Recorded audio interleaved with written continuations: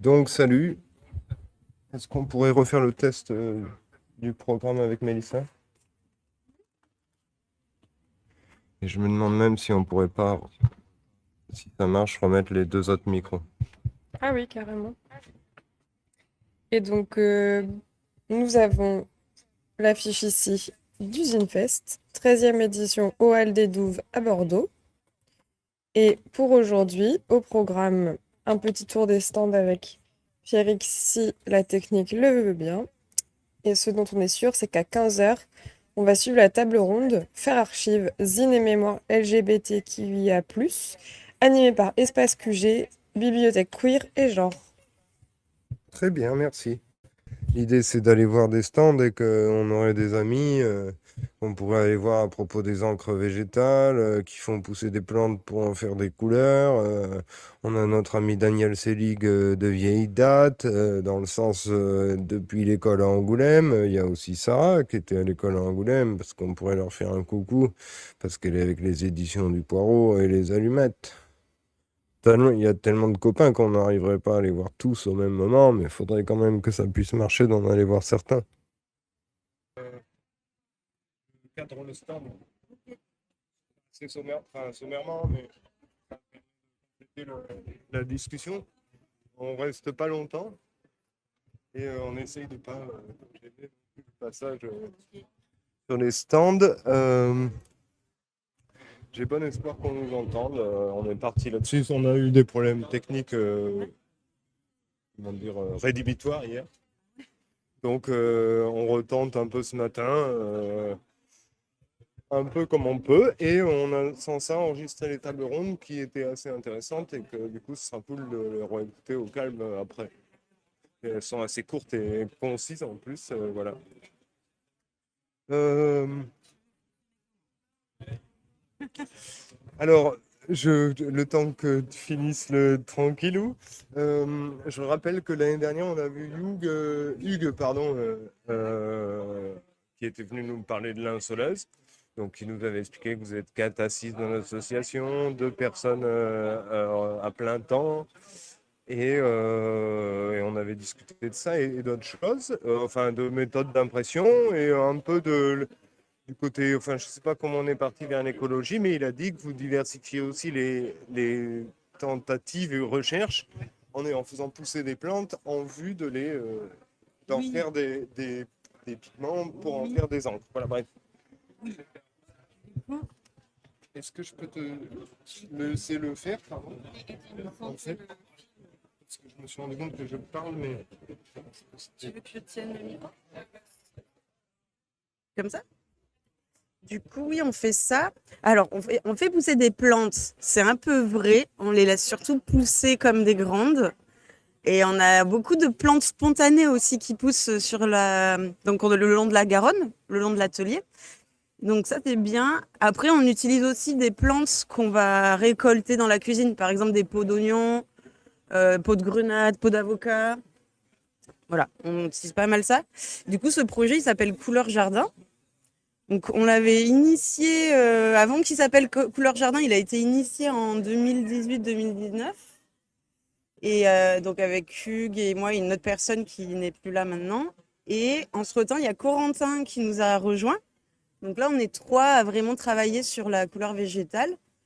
Et donc, on fabrique nos propres encres à partir de végétaux, en gros.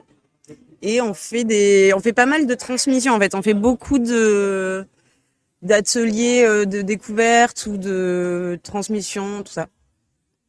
Tu peux prendre un exemple, effectivement. C'est le suroïèble.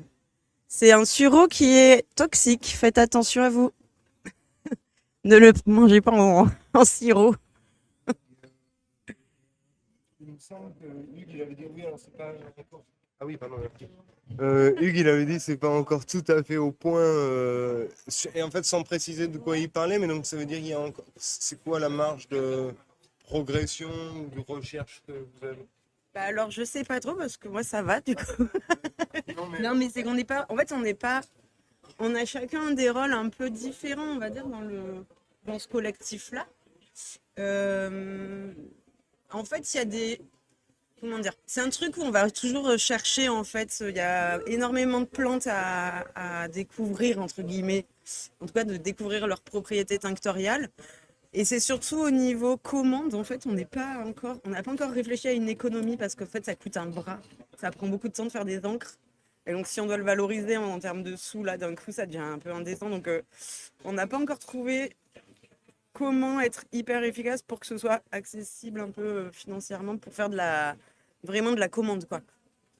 Et on ne sait pas comment ça tient dans le temps non plus, toutes les plantes. Donc, voilà. Et je peux Non, mais t'inquiète, mais est-ce que je peux te faire un peu sommairement raconter le processus Ah oui, mais si t'as envie. Enfin, pardon. carrément. Donc en fait, pour faire une encre végétale, on peut prendre une plante et on recouvre cette quantité de plante d'eau, donc dans une casserole par exemple, et on fait cuire, donc on fait ce qu'on appelle une décoction, c'est-à-dire que c'est un bouillon un peu long. L'idéal c'est 20-30 minutes, sans trop faire bouillir non plus, sinon on perd les couleurs. Et ensuite on filtre ça. On mélange avec de la pierre d'Alain ou du fer. Donc ça, c'est ce qu'on appelle les mordants en teinture naturelle. C'est des sels métalliques qui vont, comment dire, qui vont soit vivifier, soit foncer la couleur. Et ensuite, on fait réduire tout ça. Donc généralement de moitié, voire un peu plus, pour concentrer la couleur, comme une sauce. Et ensuite, nous, pour la sérigraphie, on rajoute de la gomme goire. Donc ça, c'est une poudre de plante qui épaissit. C'est comme des mucilages, ça épaissit avec l'eau. Et donc, ça nous fait notre texture encre de sérigraphie qui permet d'imprimer sans que ça bave. Voilà. Et ça prend des fois 1 heure, des fois 3 heures, selon la plante et la quantité. Voilà. Le micro. Comme, si tu veux lui poser pardon, une question dernière peut-être. Oui, non, par exemple, je sais pas, si le Twitch, on peut montrer tout là-haut l'impression où il y a du chou, un avocat et alors ça c'est encore autre chose, c'est une plante, c'est pas du surrouillable, c'est autre chose, je sais plus ce que c'est. Complètement, tu as complètement raison. En gros, sur cette affiche, en fait, c'est une affiche où j'ai mis. En fait, elle est en doublon normalement. Et l'idée, c'était de montrer 2 trios de plantes qui permettent de faire une sorte de trichromie. Du coup, il y a en bas le chou rouge qui permet d'avoir du bleu, la grenade qui permet d'avoir du jaune et l'avocat qui permet d'avoir du rose. Et en haut, on a donc bien le suroyèble, tu avais bien remarqué, donc qui permet de faire un bleu, le phytolac qui permet de faire du rose, et dans les feuilles, il y a la feuille de l'élante, et donc c'est un arbre, et lui permet de faire du jaune. Et donc ça, c'est des plantes considérées invasives, tandis qu'en bas, on a des plantes plutôt alimentaires. Voilà, bien vu.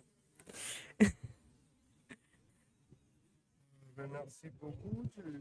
Je te laisse gérer le côté.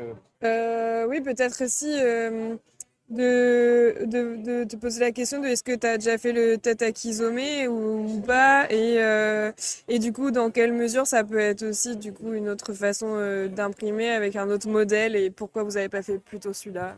Alors, du coup, pour le coup, pour te répondre, oui, j'ai fait ça même avant de faire des encres de sérigraphie. Parce que du coup, j'ai une pratique vraiment axée autour de la couleur végétale. Donc, pas que avec la sérigraphie, mais aussi avec la teinture, l'impression botanique. Donc, pour ça, j'ai une presse de gravure qui permet de faire moins de bruit que le marteau et qui est un peu moins relou, quoi. Et du coup, qui permet d'être hyper efficace et qui fait un effet quasi photographique. Du coup, je fais aussi des pigments pour le coup. C'est encore une autre technique que les encres. Et ensuite, je fais aussi des révélations photographiques. Donc, en fait, il y a plein de potentialités. Et donc, pourquoi on fait pas de trucs comme ça là? Parce que nous, on fait juste de la sérigraphie, en fait. Juste. Mais on peut complètement faire les deux. Ok, merci. Ça va, ça peut être plutôt court ou tu as besoin d'un truc un peu détaillé? Léa, toi, tu préfères Léa Rabot ou les éditions du Poirot? Léa Rabot. Ouais, pas de souci. Bonjour, alors nous on est le collectif Allumette, on a créé ce collectif cette année avec, moi je suis Sarah Ayadi, avec Chloé Cavalier et Léa Rabot. On a un collectif qui participe à des événements comme le Zinfest avec des stands, mais qui organisons aussi des expositions, des événements artistiques comme des battles de dessin ou des concerts dessinés. Et on est un collectif pluridisciplinaire, donc on a Chloé et moi qui faisons de l'illustration, Léa qui fait de la photographie, et on invite d'autres artistes à participer à nos événements, à nos expositions. On a par exemple sur le stand les productions de chacune d'entre nous, avec notamment des éléments qui viennent de notre dernière grosse exposition autour des fleurs, à Fleurs de Pau, qui était à Moon Créative, visible fin juin, début juillet. On a donc les productions de Léa avec son zine Flower Power. Je te laisse.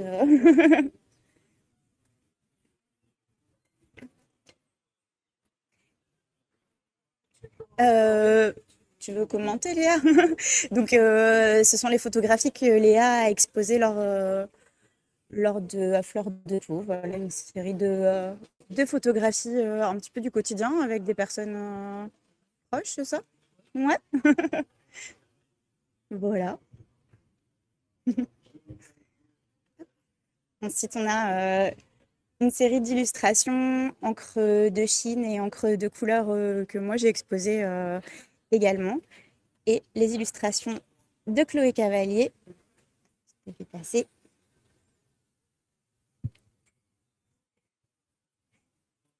À l'encre de Chine, au crayon de couleur et à la craie sèche. Voilà, donc n'hésitez pas à nous suivre sur Instagram pour suivre les événements et tout ce qu'on organise. Collectif Allumette, comme me dit très justement Chloé. Merci. Et voilà. Super, merci J'espère beaucoup. que c'était pas chaotique. Non, non, t'inquiète, Ouais, bon après, Nico, euh, t'en fais pas, et de toute façon, c'est aussi chaotique de notre côté, donc vous êtes resté tard? on était partagés entre deux fêtes, une à Saint-Mich et une ici, mais on a vu les deux ambiances. Non. Et ça va, on n'est pas non plus rentré trop tard, mais c'est toujours un peu, comme on a parlé ce matin, moi il me tarde de faire un peu les vacances. Ouais, tu m'étonnes de dormir. Et ben oui, j'étais avec une fille qui fait France Fatigue à Paris, où elle barre le travail et elle marque Fatigue à la place. Et du coup, ça m'a mis dans le mode ouais, France Repos, du coup. On se fatigue. Et voilà, et on s'est comme associé sur un coup. Voilà. Si je peux vous laisser le petit questionnaire et le dépliant, ça c'est pour vous. Et le questionnaire, ça c'est collectif, mais c'est très léger. C'est pour. Enfin, léger, oui. Et la question du meilleur stand, elle veut dire quel est votre stand que vous aimez bien. Que... Ok, ouais. On va se battre. Facile. Et ouais, et après, enfin, j'en donne un, mais je peux vous laisser deux questionnaires ou trois si vous préférez. Ou- merci beaucoup. Bonne journée. On continue notre petit tour. On remet. Je laisse peut-être. Je fais comme ça. Yes, super. Et salut Carmen, j'ai vu que tu étais arrivée. Et doublement, à l'île de Ré. Et ton premier réflexe est de nous rejoindre, c'est flatteur.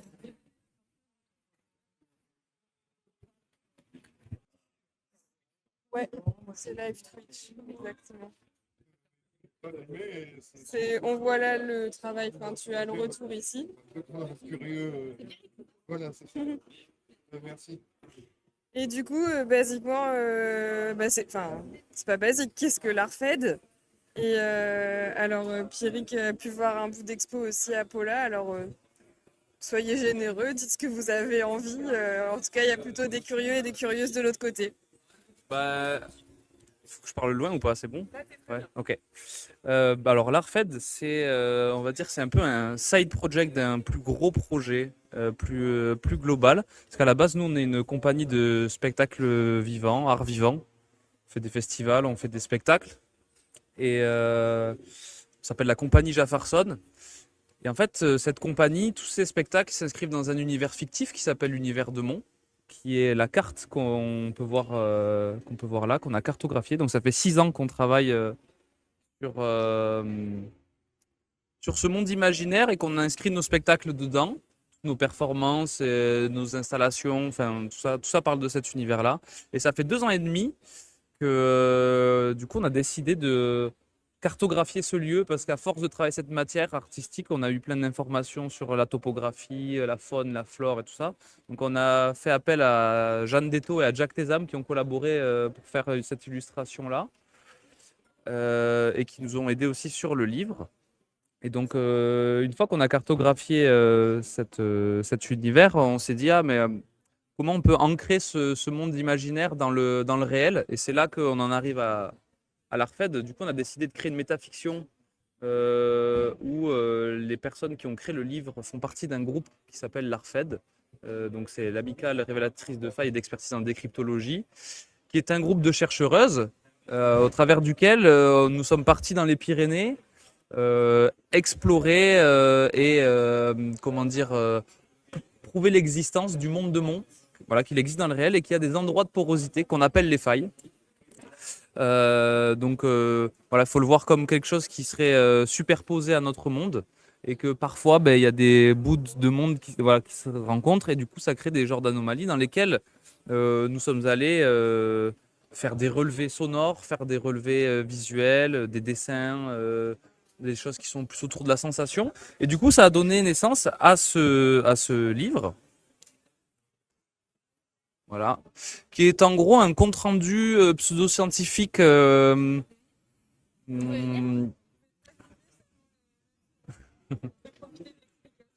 ouais, si vous voulez, vous pouvez venir. Ok, y a pas de souci.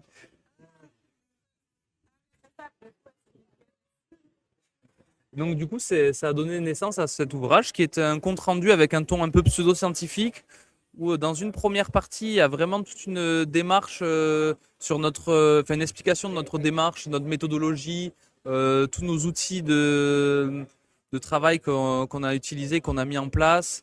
Donc il y a beaucoup de facsimilés, des carnets de bord, des scans d'objets qu'on a trouvés, des interviews, ça va aussi jusqu'à des recettes.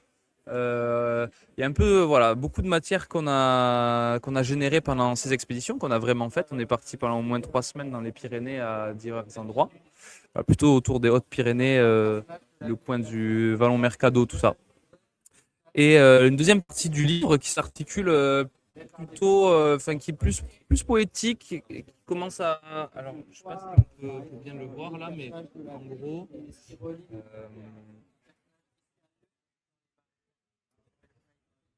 Le livre, voilà, la deuxième partie du livre, on va dire que ça commence un peu à partir d'ici. Et du coup, là, vraiment, on est en relation avec la carte. Du coup, on a toutes les régions qui sont détaillées. La carte qui est de la carte qu'on a vue tout à l'heure. Et après, on vient rentrer en détail dans chaque région avec des dessins, des illustrations de Jeanne Detto, des petits textes, des choses qu'on a trouvées en expédition. Donc voilà, ça se lit vraiment en relation avec le foulard. Donc voilà, on a des informations sur les personnages, les entités vivantes de cet univers-là. Et voilà, à peu près, je pense que j'ai fait un petit peu le tour. Il y a une pièce sonore qui est disponible dans le livre. Il y a un bandcamp. Elle est aussi disponible à l'exposition qui est à la Fabrique Paula. Mais pour celles et ceux qui n'ont pas l'occasion d'y aller, en gros, on peut l'écouter aussi dans le livre, parce que j'ai composé des paysages sonores pour un peu avoir une petite immersion, une petite idée de ce qu'on pourrait y entendre si on y jetait une oreille. Ok. Voilà. Et voilà, c'est un projet qui a été mené par 5 personnes.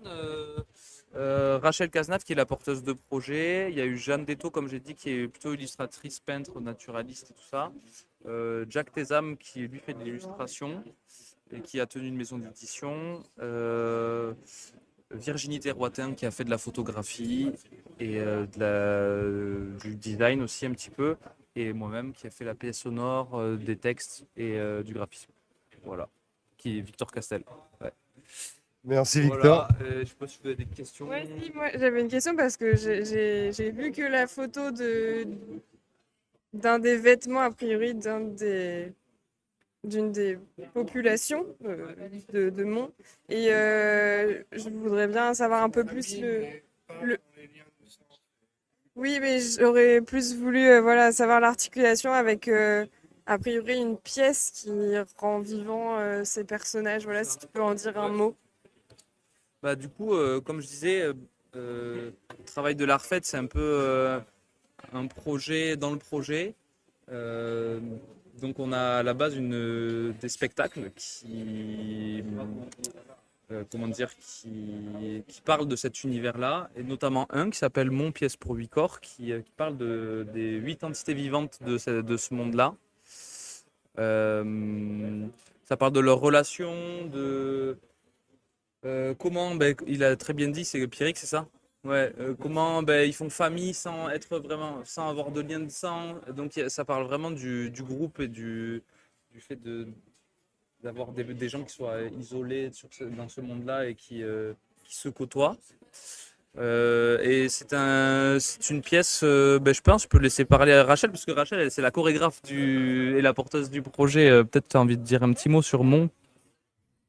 Du coup, là, je vais parler vraiment de Mon la pièce et plus forcément le projet, on va dire, sous l'œil de l'ARFED.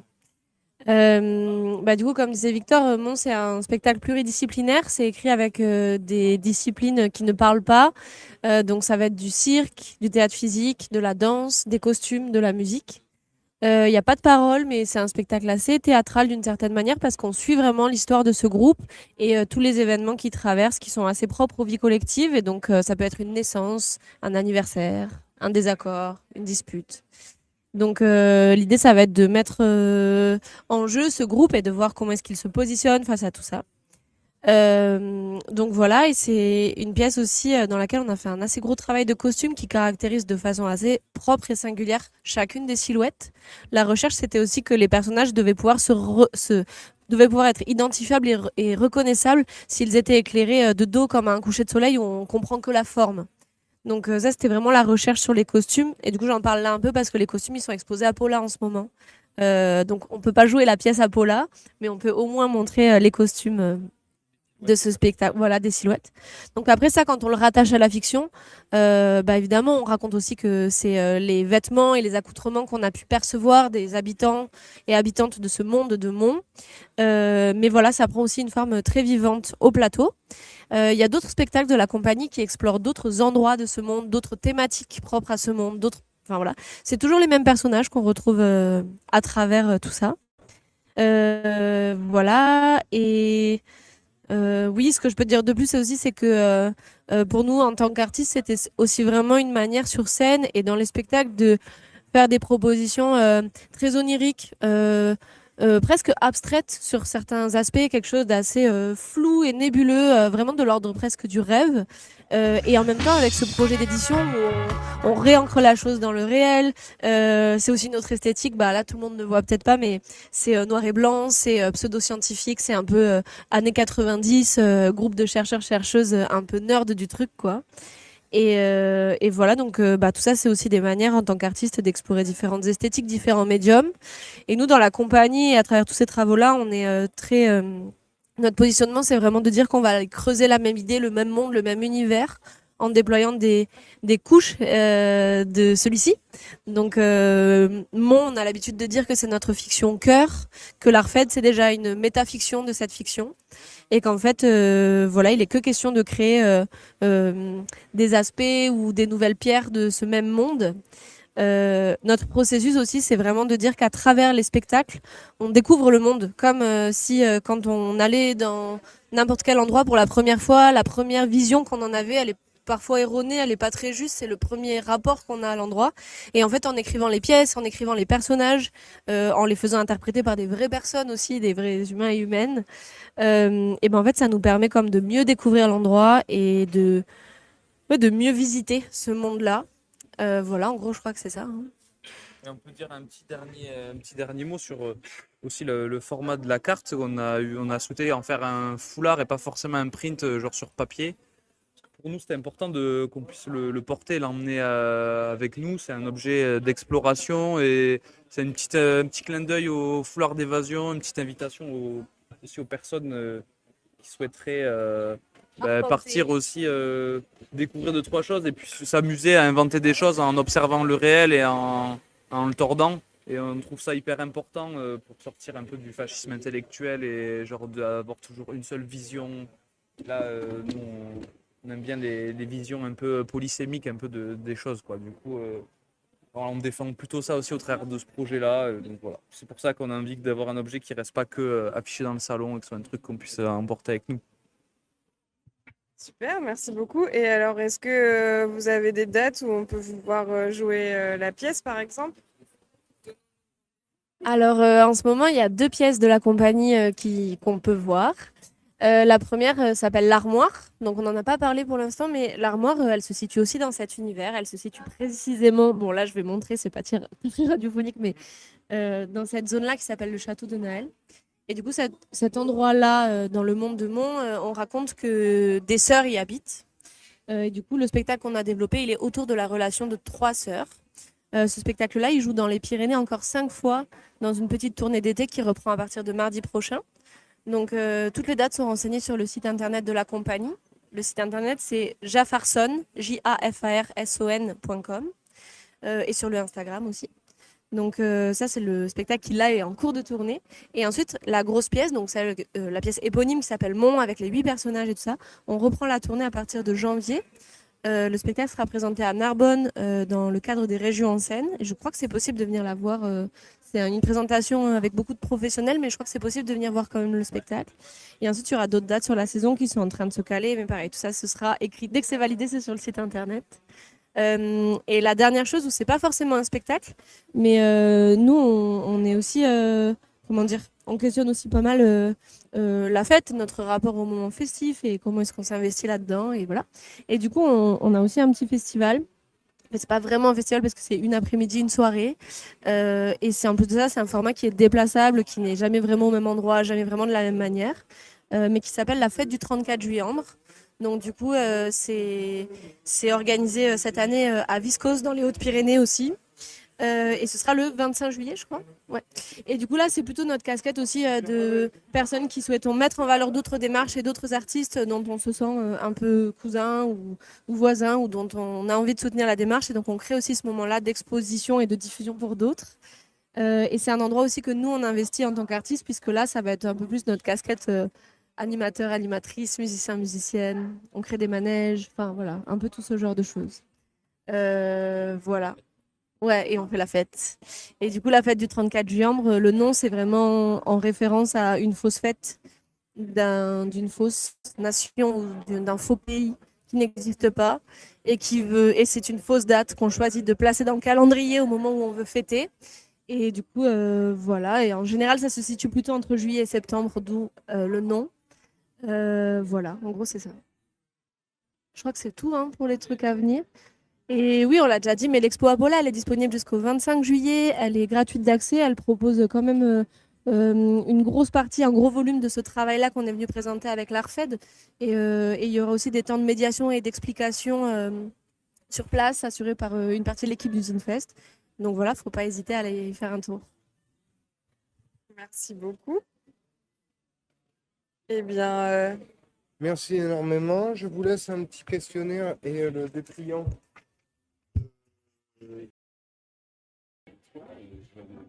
Donc, s'il y a toujours une oreille spectatrice, je serais toujours heureux de savoir que le son vous revient à peu près.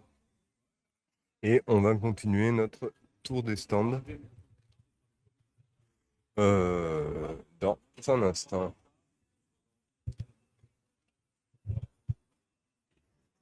Salut.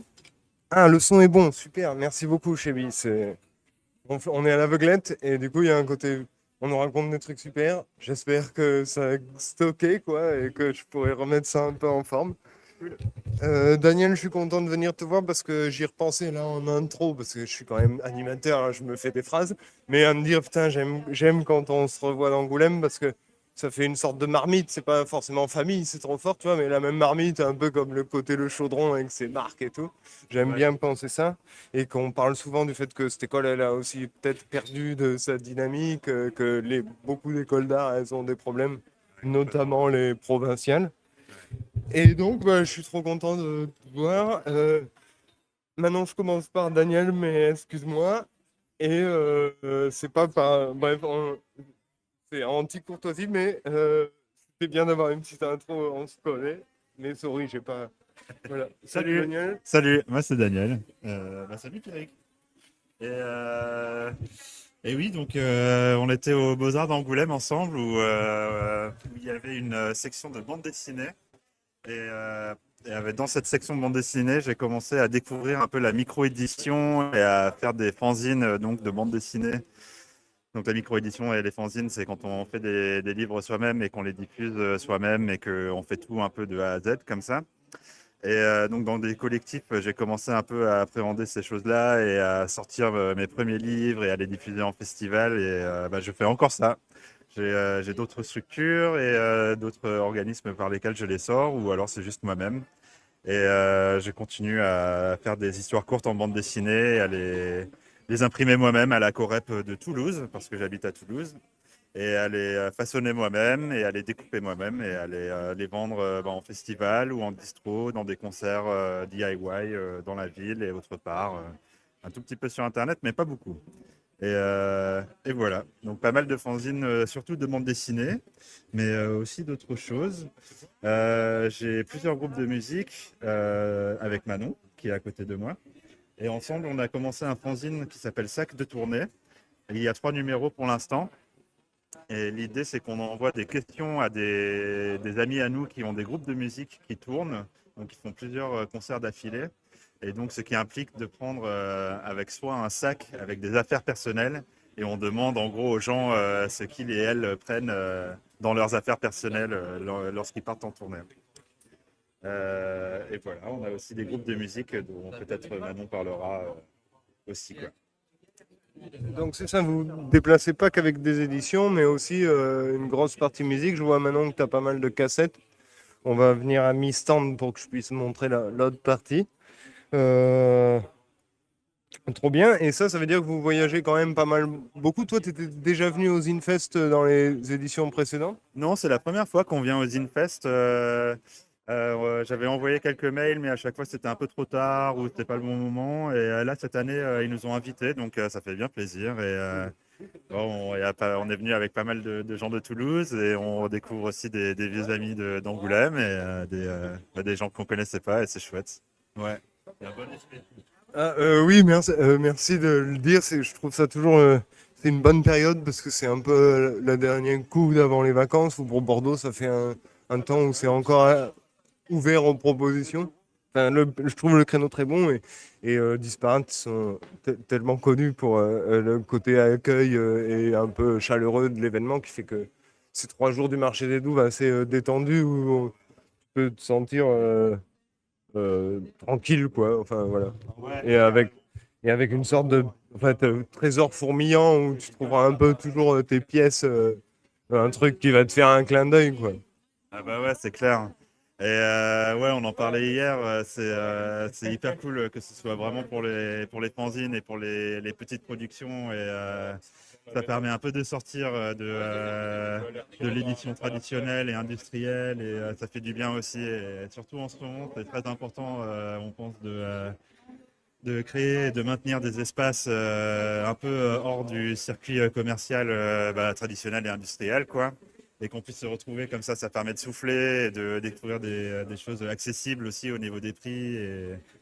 Ouais, c'est assez politique aussi, quoi, tout ça. Et ça fait du bien. Ouais.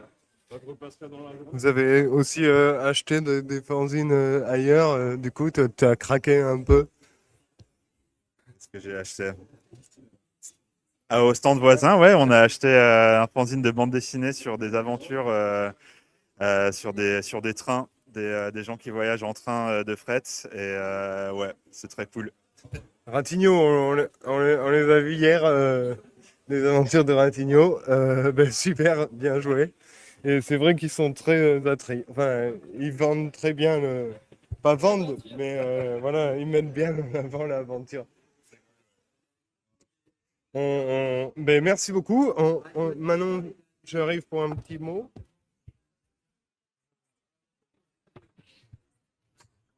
Je veux faire le complément.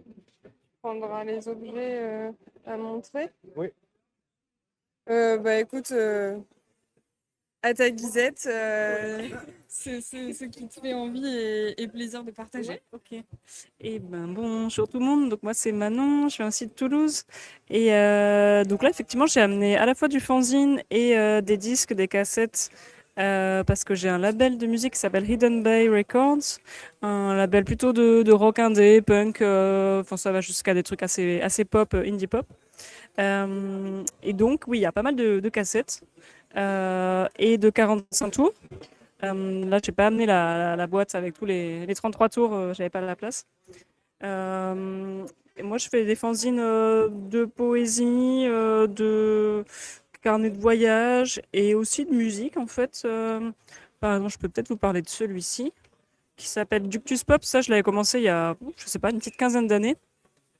Et donc j'essaye à chaque numéro d'avoir des pliages un peu différents ou des papiers de couleurs différentes, que ce soit un peu un amusement à chaque fois de faire ce fanzine. Et il y a soit des interviews de groupe, soit des chroniques. Je raconte un peu aussi ma vie en tournée parce que donc je joue dans plusieurs groupes de musique avec Daniel. Et ça, je l'imprime à, je sais pas, une cinquantaine d'exemplaires, on va dire. Bon, la plupart, je finis par les donner, en fait, mais, mais ouais, ça reste des fanzines très simples à faire, pas chères à faire, donc je les vends à prix libre. Et Et toi, tu les imprimes à la maison ou aussi à la Corep? pas mal à la Corep, ouais. Ouais. Bah, des fois à la maison, parce que c'est du noir et blanc. Quand ça reste du A4 et que c'est faisable en noir et blanc, je fais à la maison, sinon à la Corep. Ouais. Très bien. J'étais à la Corep il y a 2 jours, il n'y a pas de malentendu. Très bien, oui, j'avais vu hier les t-shirts que j'aimerais porter, ou c'est des t-shirts fictifs ou pour pas forcément avoir à les imprimer, Voilà, fabriquer c'est ça, toutes les ouais. bonnes idées. J'aimerais bien faire plein de t-shirts, mais bon, c'est quand même pas très écolo de produire énormément de t-shirts. Donc j'ai juste fait un fanzine avec des idées de t-shirts que j'aimerais bien porter, dessiner et faire. Et ce qui me plaisait, c'est que ça me permet de trier les bonnes idées, tu vois, si au bout d'un moment tu dis non, mais celui-là, je l'aurais porté une fois. Et ça... Et alors, attends, C'est marrant. Ouais, c'est vraiment des blagues, quoi. eh bien, merci beaucoup. Le fait que vous parliez de tournée me fait aussi penser que des fois, j'essaye de me servir de France Travail Peinture pour faire comme des tournées, mais sans être dans la musique. Parce que je crois que la musique, elle m'a toujours donné cette idée, hein, c'est sortir du monde que de faire une tournée, partir chaque jour pour une nouvelle date. C'est Ouais. un truc Ouais. que je trouve génial. Et pas forcément que dans la musique, effectivement, ça peut être dans l'édition ou dans n'importe quel projet. Cette idée d'aller montrer son boulot tous les soirs dans un endroit différent. À des endroits où il y aura toujours un petit nœud de gens Ouais, c'est ça. intéressés, que c'est très cool, oui. Ouais, c'est très gratifiant ça. Et, limite, ouais. Le kayak sur la rivière, ça me rapproche de ça. J'ai l'impression de sortir du circuit classique pour être à un autre endroit parallèle. Voilà. Ouais. Les stations essence n'ont pas la même odeur en Non. tournée, quoi. Non, c'est vrai. Merci beaucoup pour Merci. vos réponses. Je vous ferai un petit signe après avoir soufflé.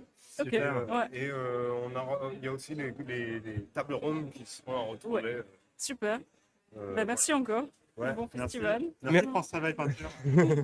Merci à vous et j'espère se revoir bientôt. Merci. Carrément. Avec plaisir. Salut. Bonne journée avec le stand. Merci beaucoup. Il est possible qu'on nous entende toujours, mais c'est pas très grave. Il n'y a pas de moment trop officiel et le texte. Oh le bazar. Ah bah il y en a. Ils se font pas de soucis quoi. Surveille leur compta. Ah bah, c'est-à-dire qu'il va être surveillé, je peux te dire. Ouais, je crois qu'il y en a un, il est parti avec le pactole et il a laissé les déchets. Non, il a marqué tous les. Non, je vais pas le voir. Ah, on n'a pas dit qui c'était, hein. Je peux te couper le micro s'il y a besoin, mais... Non, je rigolais. Bon, on atterrit où là? Ah, c'est cool le petit. C'est le stand de Mondo Zero Press. Bonjour, bienvenue. Bonjour, merci. Soyez bienvenus. Vous êtes qui? Vous faites quoi? Même s'il y en a qui vous connaissent, il y en a qui ne vous connaissent pas encore. Nous, on est sur Bordeaux. Donc, voilà, on est des copains. On est deux à faire ça maintenant avec Nicolas Oulès et moi-même, du Chukrien. Et on fait de la micro-édition et un peu d'artisanat maintenant. Et en gros, du coup, on publie des recueils d'illustrations. On invite plein de gens à faire des illus, un peu d'art contemporaine, on va dire, comme qualificatif, je pourrais dire ça. Et donc, on invite plein de gens à faire des dessins sur des thèmes pour faire des éditions collectives comme Le jour d'après ou Rencontre du troisième type, par exemple. Après, on a aussi des monographies, donc des fanzines d'un seul artiste. Et à côté, on a maintenant un peu de céramique, de sérigraphie, de riso, des stickers, des patchs et des pins à fond. On aime bien les goodies. Voilà, en gros. Et donc, ouais, des thèmes variés. Et nous, on est sur Bordeaux, mais on a plein de travail de gens qui sont d'ailleurs. On a des gens d'un peu tous les pays, d'un peu partout. Voilà. Et moi, ça m'intrigue, du coup, vu qu'il y a beaucoup de formats et du coup de techniques associées. Qu'est-ce que vous faites? Qu'est-ce que vous déléguez?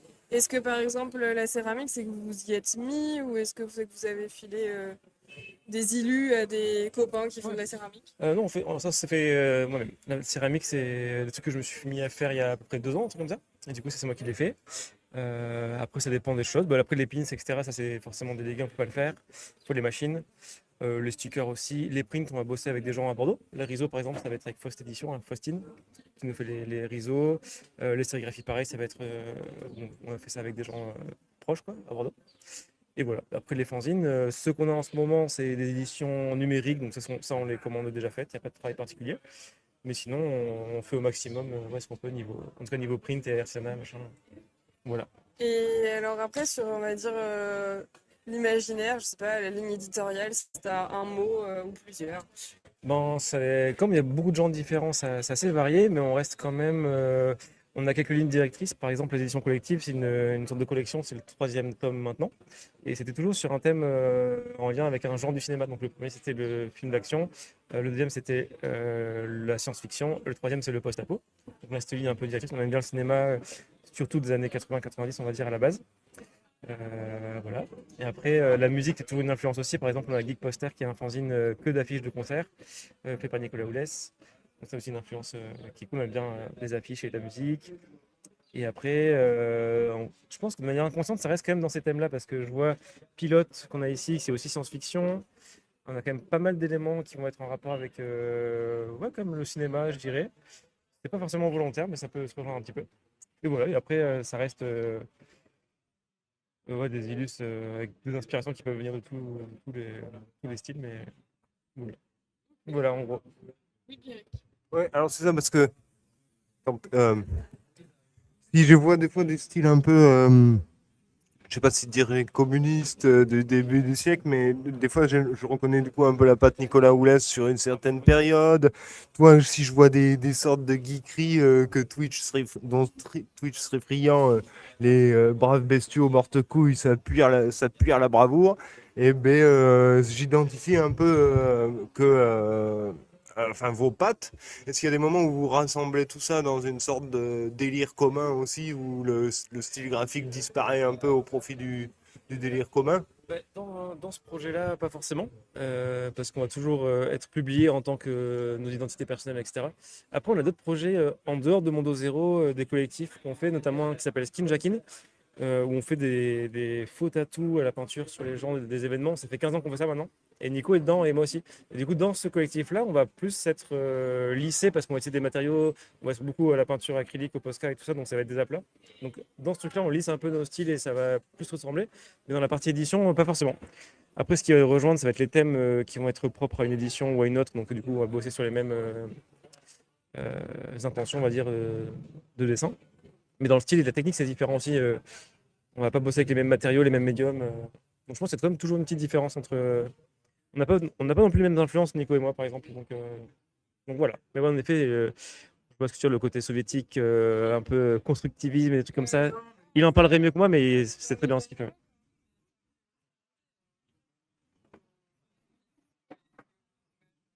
Ah oui, c'est clairement un truc qui l'inspire et qu'il aime beaucoup, hein. Ouais.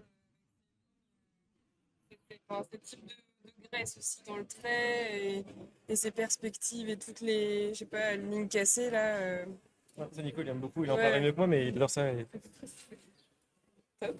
Et oui, si je rajoute aussi, parce que je dis ce style de Nicolas, mais je me rappelle avant qu'il y soit, il en avait d'autres. Et je me rappelle aussi, pour t'en parler, Mélissa, aux deux, que Mondo Zero, c'est aussi eux qui ont fait cette proposition de la boîte à pizza. Je sais bien.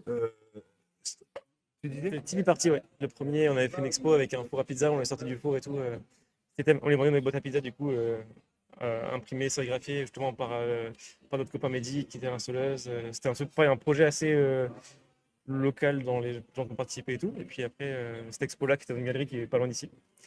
Et c'est vrai, après, je pense que l'évolution du style de Nico, c'est vraiment ses influences perso qui ont changé et son parcours personnel graphique, quoi. Ça. Donc, je pense pas que ce soit shapé par les thèmes de Mondodoro et tout, c'est vraiment son truc à lui, il a plongé dedans à fond et puis Trop bien, merci. J'ai appris sur Twitch un terme, c'est basé. Et pour moi, Nicolas Oulès, il est basé. Non, ça veut dire. Tu fais ce que tu fais, c'est très référencé. En gros, tu es spécialiste, ça fait un peu con, ou expert, tu vois. Donc, basé, c'est pas mal, parce que ça veut dire, non, quand même, je m'y connais sur mon sujet. Ouais, ouais. Bah, tu as l'air très carré, Nico. Voilà. Bref. voilà. Oui, Nico est assez basé. Cool. Super conclusion. Merci, Nico est basé. merci d'être passé. Gros bisous à tout le monde. Merci. Est-ce qu'on m'entend ou Oui. on m'entend bien? Ok, c'est étonnant. Donc, Carmen, on a bien vu tes informations. Euh, Carmen, elle a dit qu'elle est arrivée ou pas? Oui, et qu'elle gère à distance la piscine d'art. Merci pour ces informations. Excuse Carmen, c'est un peu spécial. Oh, merci, Chébi. Ça, c'est l'info qui me rassure et je te remercie énormément pour tout à l'heure quand tu as dit que ça marchait aussi parce que on se déplace sur les stands. Les gens, ils nous rencontrent quand même des trucs assez chouettes. Après, je comprends que si c'est un peu dur à suivre, j'essaie de mettre ça en ordre, mais j'ai vraiment du mal si on ne les entendait pas parce que on aurait pu vous en reparler, mais c'est dommage. Euh, donc, là, l'idée, c'est qu'on va peut-être faire une petite pause. 13h30, c'est une bonne idée.